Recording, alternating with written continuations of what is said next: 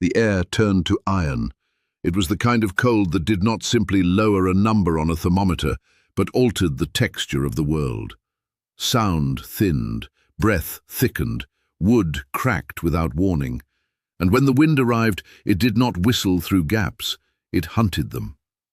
On the north face of Miller's Ridge, where the sun rarely lingered in winter, a small ribbon of smoke rose from a stone chimney, barely visible above the snow line. Most of the town of Prosperity believed that chimney marked a grave. Ada Thornton believed it marked an equation. 6 months earlier, when the valley was still green and the river ran quick with meltwater, she had stood in the land office and asked for the parcel no one wanted. The North Slope, the place where shadows stayed long, the place where snow did not drift away but gathered. Mayor Hutchkins had laughed openly. "Nothing grows there," he said. "It's a wind trap and a snow pit. You do better to buy swamp." Ada did not smile. "My husband charted that slope," she replied. "He recorded soil temperature in August, 48 degrees, 3 feet down. In November, 45. The earth does not freeze quickly when protected." "Protected by what?" the mayor asked. "By itself," she said, "and by snow." The idea offended him more than it puzzled him. Men in Prosperity built tall houses, timber frames, brick chimneys, windows that caught sunlight, roof lines that declared ownership over the sky. Ada proposed to dig, to sink, to let the ridge swallow her home until winter buried it. "Snow is insulation," she told him. 10 feet of packed snow can hold heat the way 6 feet of lumber tries to. He heard madness. She heard arithmetic. Robert Thornton had not been a dreamer. He had been a hydrologist with the Northern Pacific. He measured gradients, logged soil samples, marked springs on maps others dismissed as trivial. One of those springs ran warm year-round from a fracture in the rock above Miller's Ridge. Not hot, not steaming, but steady. 50 degrees in January, 50 degrees in July. Running water in winter, Ada had told the mayor. Gravity-fed, no pump to freeze, no well bucket to crack. He stamped the deed with a sound that felt like dismissal. "Don't come to me when you can't dig yourself out." She did not intend to dig out. She intended to seal in. The excavation began in June. Copper, her bay gelding, hauled sleds of broken stone down the slope, while Ada worked with shovel, pick, and measured dynamite charges borrowed from railroad men who assumed she was clearing fence posts. 20 feet wide, 30 feet deep, stone walls mortared by hand, timbers sunk thick and low. The cabin faced south to catch what light winter offered, but its back and sides pressed against earth. She lined the roof with oiled canvas, then layered sod cut from the prairie in dense bricks, 2 feet thick, heavy, alive, grass roots interlocking as if stitching a wound. The town watched. Jeremiah Webb watched loudest. Webb's new Victorian house had arrived in pieces by rail, carved trim, tall windows, a porch that wrapped around as if embracing admiration. $3,500, he reminded anyone within earshot. "That's what progress costs." He squinted toward the ridge, where Ada's low stone face barely showed above dirt. "That's not progress," he declared. "That's retreat." Thomas Brennan, the builder, agreed. "She's building herself a burrow," he said at the saloon. "Come December, we'll dig her out like a badger." The nickname stuck. Snow burrow, ice widow. Ada heard all of it. She kept working. The most delicate task was the pipe. She traced Robert's notes to the spring, dug a trench 3 feet below frost line, laid iron pipe with a careful downward slope, wrapped joints tight, backfilled with gravel and soil, packing each layer. No pump, no crank, just gravity. Inside the cabin, a simple brass tap protruded from the stone wall above a basin she had carved. Water flowed clear in August. It would flow in January, if she was right.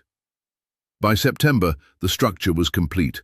Her entire cost, land, materials, hired help, barely scratched $150.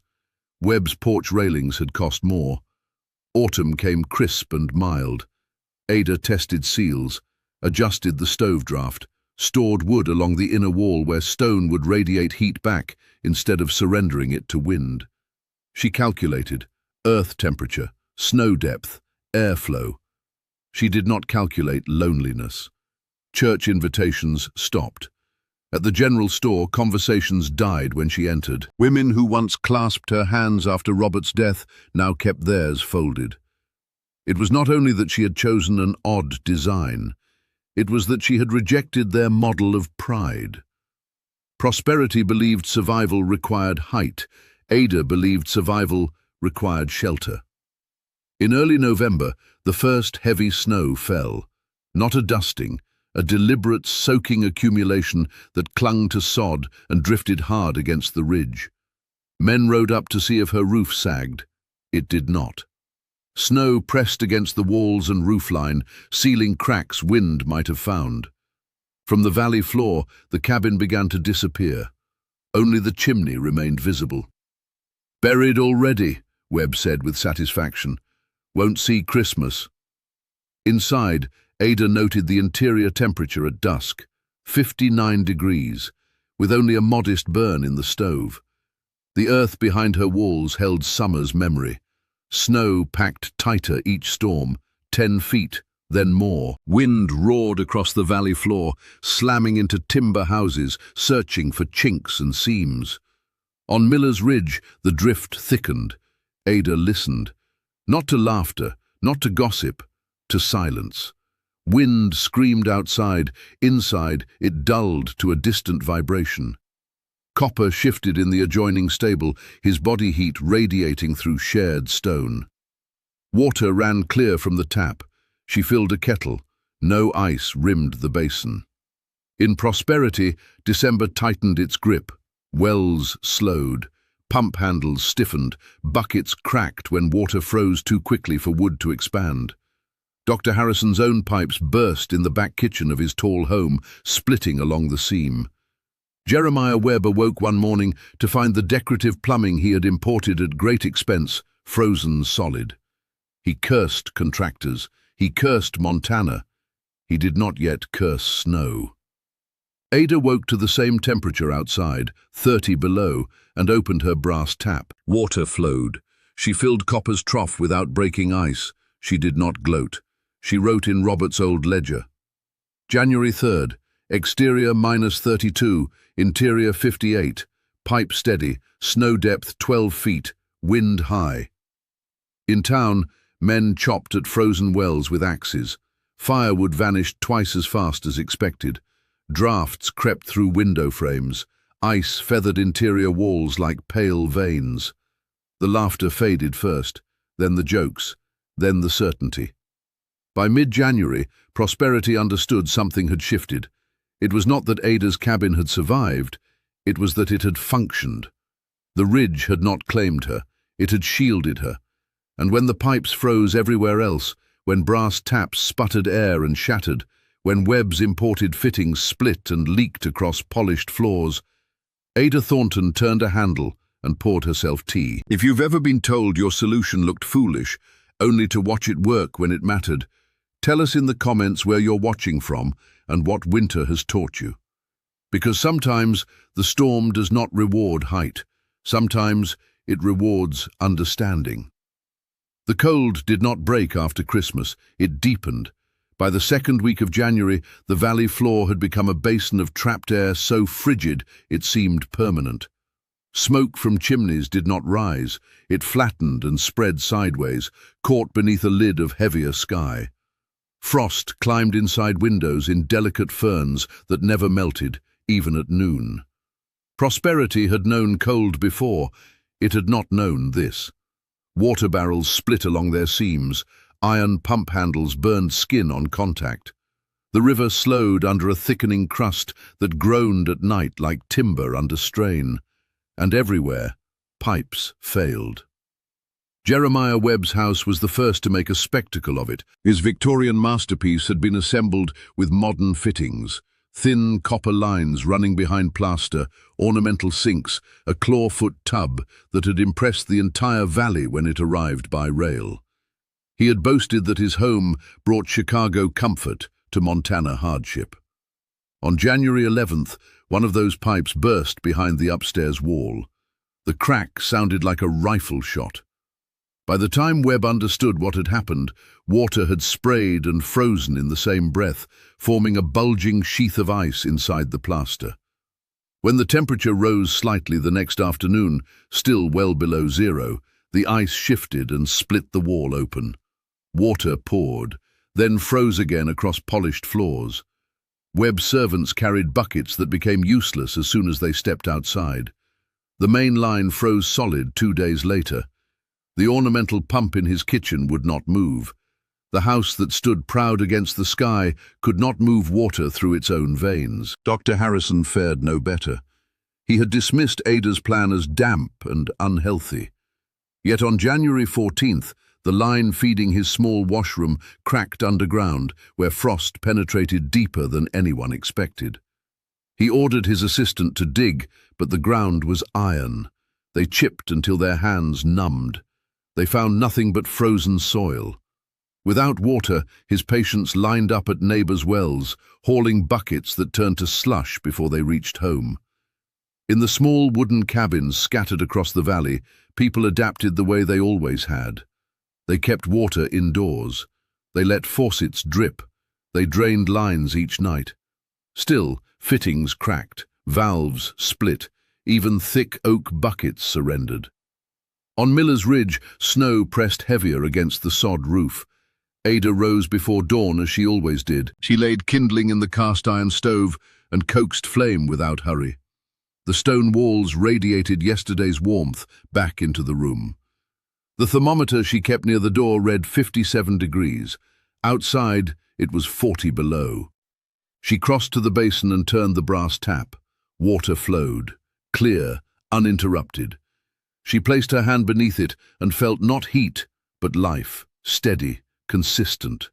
Gravity did not freeze. Buried pipe did not crack. The earth, 3 feet down, remained stubbornly above the air's cruelty. She recorded it in Robert's ledger. January 14th, exterior -40, interior 56 at dawn, rising to 61 by evening with moderate burn. Pipe continuous, stable, steady, snow depth near 14 feet. Copper shifted in the adjoining stall, his breath rising in soft plumes that never crystallized. Her design had not eliminated cold, it had outlasted it. The first knock came on January 16th, not loud, not proud. A gloved hand against the oak door, half buried in drift. Ada opened it to find Mrs. Clara Brennan standing in the snow, cheeks raw, scarf stiff with frost. Behind her, Thomas Brennan, builder, skeptic, saloon philosopher, shifted awkwardly. "We heard," Clara began, her voice brittle, "that your water runs." Ada did not smile. "It does." Thomas cleared his throat. "Our well's gone solid. We've been melting snow. It's not enough." Ada stepped aside without flourish. "Bring your buckets." They filled 2 pails at the brass tap. The water steamed faintly in the warmer air of the cabin. Thomas looked around. He had expected damp, darkness, some sign that being buried invited decay. Instead, he found stone walls dry to the touch, a faint scent of wood smoke, air that felt calm, not stale. "It's quiet," he said before he could stop himself. "Yes," Ada replied. He nodded once, the way a craftsman acknowledges an unfamiliar but undeniable result. "Snow packs tighter than I thought," he said, almost to himself. "It always has," she answered. The Brennans left with water that did not freeze before they reached home. The second knock came 2 days later, Dr. Harrison himself. He removed his hat at the threshold, pride cracking in the same way his pipe had. "Mrs. Thornton," he began carefully, "I may have misjudged certain aspects of insulation." "You may come in," she said. He stepped inside and paused. At 40 below, his own house struggled to maintain 45 degrees, even with the stove roaring. Here, the air felt even, not sharp. He touched the stone near the door. "No seepage," he murmured. "The earth is dry," she replied. "It stores warmth if you let it." "And the pipe?" She led him to the basin and turned the tap. He watched the stream as if it was surgery performed without incision. You buried it below frost line. 3 feet, and deeper where the slope allowed. Gravel beneath, soil packed tight. He exhaled. I warned others against underground dwellings. You warned against damp, she corrected gently. This is not damp. He inclined his head. No.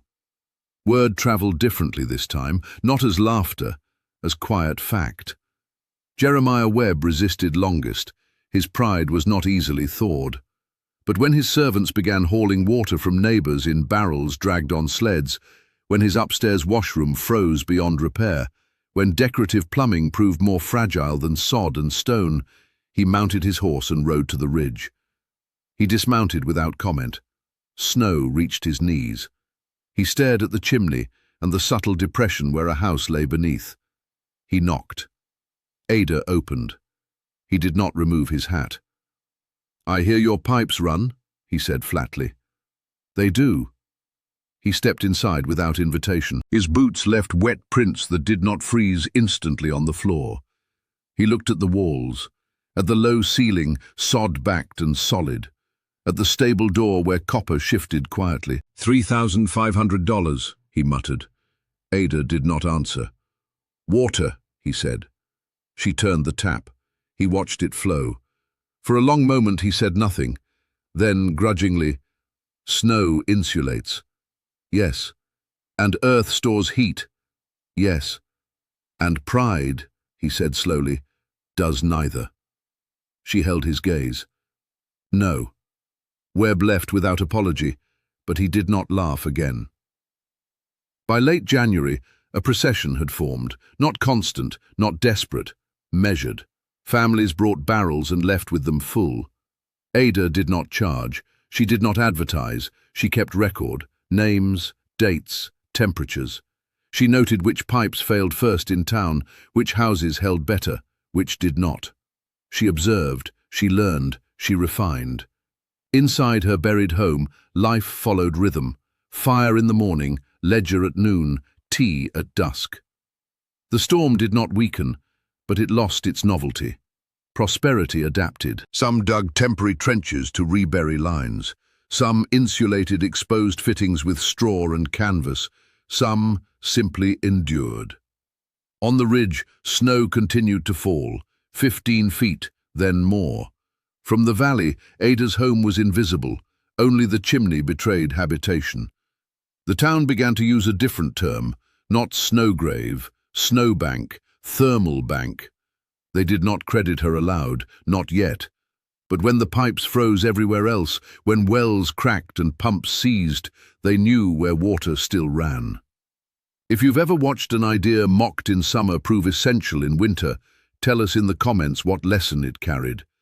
Because sometimes the solution is not to fight the cold, it is to understand it. By February, the cold no longer shocked anyone, it simply existed. The valley had stopped measuring it in degrees and begun measuring it in consequences. How many cattle lost overnight? How many cords of wood burned before dawn? How many hours a stove could go untended before frost crept across a child's blanket?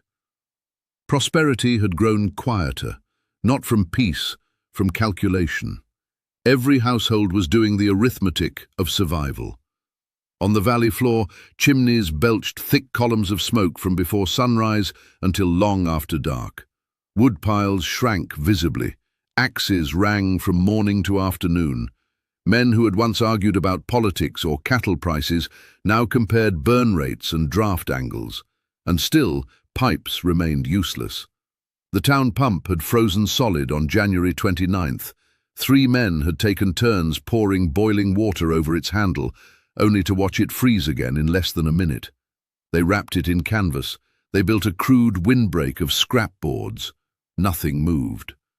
The river lay under ice thick enough to bear weight near the edges. Those who were desperate cut blocks and hauled them home to melt indoors. The process consumed more wood than the water provided. It was an inefficient exchange. Up on Miller's Ridge, Ada Thornton adjusted nothing. She did not need to.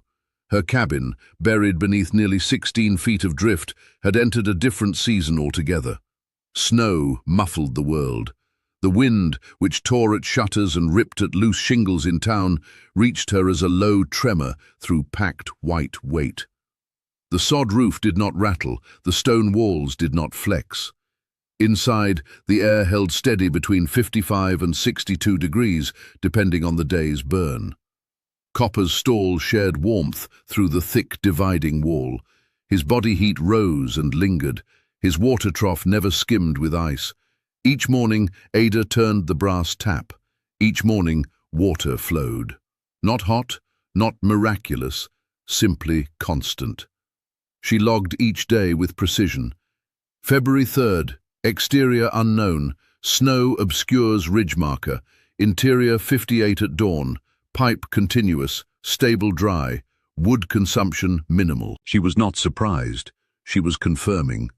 Robert had always said that theory without measurement was optimism. She was not an optimist. She was an observer. The visits increased, not frantic, not pleading, practical. Thomas Brennan returned first, this time alone. He removed his gloves at the door. "I've been thinking," he said. "About snow?" Ada asked. "About walls." He crouched near the stone interior, running his fingers across the mortar. "I build vertical," he admitted. "Always have. Stand timber upright, face the wind, brace against it." And I never asked what the wind wants." Ada poured tea. "It wants movement," she said. "It steals by moving." He nodded slowly. "Snow doesn't move once it packs." "No. And earth doesn't either." "No." He sat back on his heels. "I told men in the saloon that we crawled out of caves for a reason." "You did." He looked around. "And yet," he left that afternoon with more than water. He left with proportions, depths, ratios. He would not rebuild his house that winter, but he began sketching. Jeremiah Webb came next. This time he did remove his hat. He stood near the door, not venturing fully inside. "My upstairs is ruined," he said plainly. "The plaster split when the pipes burst, cost me more to repair than your whole hillside cost to build." Ada did not comment. "I had the best fittings in the territory," he went on. "Chicago brass, imported valves." "Above ground," she said. "Yes," he hesitated. "If a man were to, hypothetically, wish to protect his water lines in future." "Bury them below frost line," she answered. 3 feet minimum, more if soil allows, and never expose pipe to open wind." Webb gave a short, humorless laugh. "You make it sound simple." "It is simple." "Then why did none of us do it?" She met his eyes. "You preferred height." He absorbed that. Pride did not vanish in him, but it shifted. Dr. Harrison returned with a notebook of his own. "I've been reading," he confessed, "on thermal mass, on subterranean dwellings in Europe." "They are older than your textbooks," Ada said. "Yes," he admitted, "and perhaps wiser." He gestured toward the stable wall. "Shared warmth between animals and living space. Medieval practice." "Practical practice," she corrected. He wrote that down. In town, the language began to change. No one said snow grave anymore. The phrase felt unsteady on the tongue. Instead, they said ridge house, or hillside cabin, or simply Thornton's place. The betting pool at the saloon had dissolved quietly. No one spoke of collapse now. They spoke of insulation. Carl Hendris, builder of 3 barns and 2 houses that winter, finally made the climb. He was not a loud man like Brennan. He was methodical. He walked around the buried shape, studying the angle of drift, the line of chimney, the way snow had banked naturally against the sod. He knocked. Ada opened. He stepped inside and said nothing for nearly a minute. He touched the wall, the ceiling. He knelt near the floor. "No frost," he murmured. "No. No condensation. No." He exhaled through his nose. "I've built for 32 years, he said. "I always thought thicker timber meant warmer house." "Timber stores heat," she said, "but if wind can touch it, it will take it." He stood. You let the snow do the work. Yes. And the earth. Yes. And you fought nothing. She shook her head. I redirected. Carl looked at her then, not as a grieving widow or eccentric, but as a builder regards another builder whose measurements have proven true. I could build this, he said slowly. You could, she agreed. Different slope, south-facing perhaps. Yes, he nodded. When spring comes. Outside the valley remained locked in white severity, but beneath the surface of town conversation something thawed. Ideas. Men who had once mocked began to observe snowbanks differently. They noticed how deep drifts near barn walls kept livestock warmer. They noticed how cellars, even shallow ones, never froze as harshly as upper floors. They had always known these things in fragments. Ada had assembled them. In mid-February, the town council called an informal meeting at the general store. Not official, not recorded, just conversation. Mayor Hutchkins cleared his throat in front of the potbelly stove. It has come to my attention, he began stiffly, that certain architectural practices may warrant reconsideration. Thomas Brennan suppressed a smile. Jeremiah Webb stared at the floor. Dr. Harrison folded his hands. Carl Hendris spoke plainly. We build wrong for this valley. Silence followed. Not defensive, not outraged, considering. We build tall, Carl continued. We build proud, we build exposed, and we pay for it in wood and pipe. And in plaster, Webb muttered. And in medicine, Harrison added. Hutchkins shifted. What do you propose? He asked. Carl looked toward the ridge, though it could not be seen from the store window. We start building into what's already warm. Spring was still weeks away, but the cold had already done its work. It had frozen water, it had cracked plaster, it had humbled pride, and it had proven a point no laughter could erase. Up on Miller's Ridge, Ada closed her ledger for the evening. The brass tap ran steady, the stove glowed soft. Copper stamped once, then settled. She did not feel triumph, only confirmation. If you've ever seen a season rewrite what a town believes is possible, share in the comments what changed your mind once the evidence became undeniable. Because winter does not argue, it demonstrates. The thaw did not come all at once. It came in sounds, a slow drip from the eaves of Jeremiah Webb's mansion, a hollow crack from the river ice as it loosened its grip on the current beneath. The soft collapse of snowbanks that had stood taller than fences for weeks. By late March, the Bitterroot Valley began to exhale. Mud replaced powder, rooflines reappeared, chimneys thinned their smoke, and on the north slope of Miller's Ridge, Ada Thornton opened her oak door into sunlight for the first time in nearly 3 months. The drift had sealed her world in white silence all winter. Now the top layers softened and sagged, sliding off the sod roof in heavy sheets. The hillside cabin emerged not as a grave, but as something deliberate, its stone face dry, its window clear, its chimney intact. Copper stepped into the open air and shook himself, steam rising from his coat. Ada stood in the doorway and listened. In town, the sounds were different. Axes no longer rang in urgency, instead hammers did. Men were repairing what winter had damaged. Burst pipes lay in twisted lengths behind houses. Split boards were pried loose from walls. Entire porches had been rebuilt where snow weight had bowed them down. Jeremiah Webb's Victorian looked smaller in spring light. Its ornate trim had cracked under ice load. The upstairs plaster bore hairline fractures like veins across a pale surface. Workmen moved in and out with ladders and boards. It was still impressive, but it no longer looked invincible. Mayor Hutchkins rode out to Miller's Ridge in early April. He removed his hat before he knocked. Ada opened the door and gestured him inside without comment. The interior held its steady calm.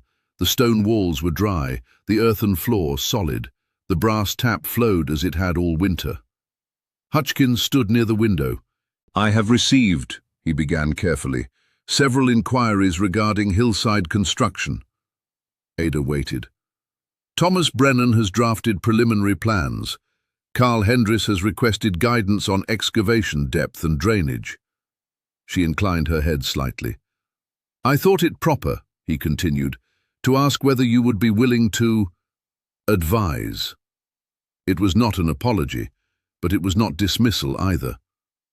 Advise on what? She asked. On building practices that might prevent another season like this. She walked to the back wall and retrieved Robert's journals. Leather-bound, edges worn, precise. She placed them on the table between them. These are calculations, she said, not secrets. Hutchkins rested his palm on the cover but did not open it.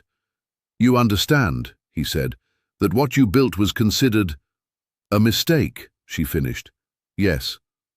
And now? He exhaled.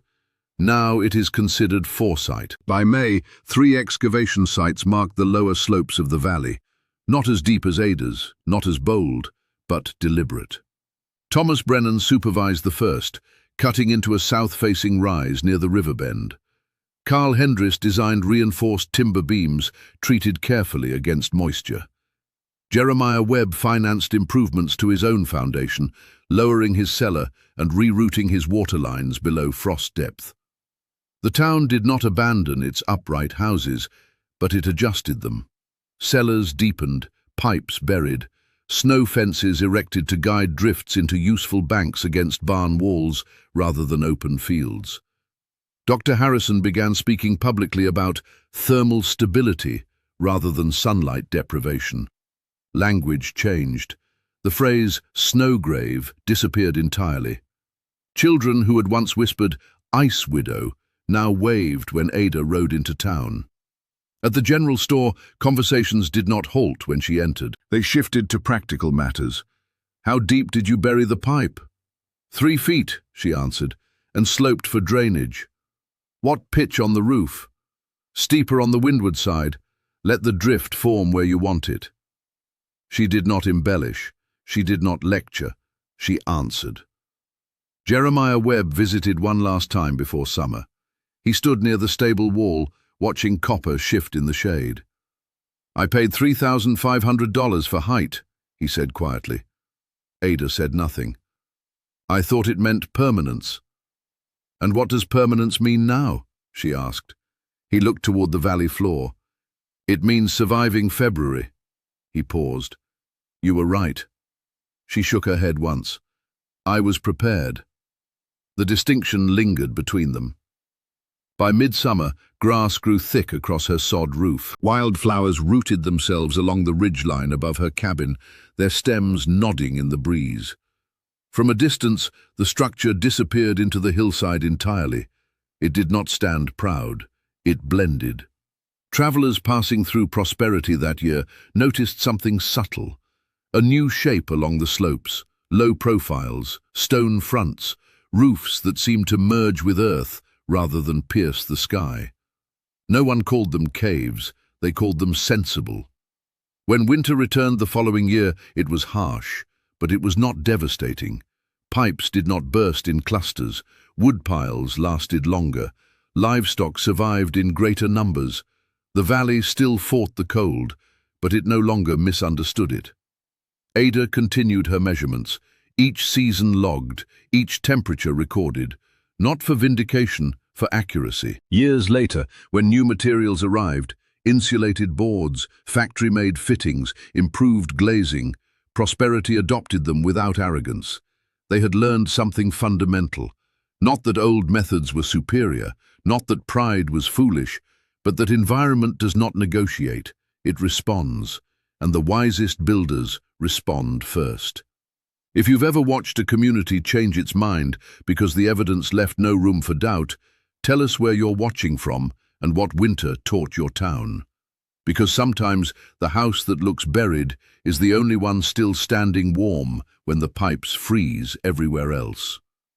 Thank you for watching this video. Click here to watch another video that might interest you.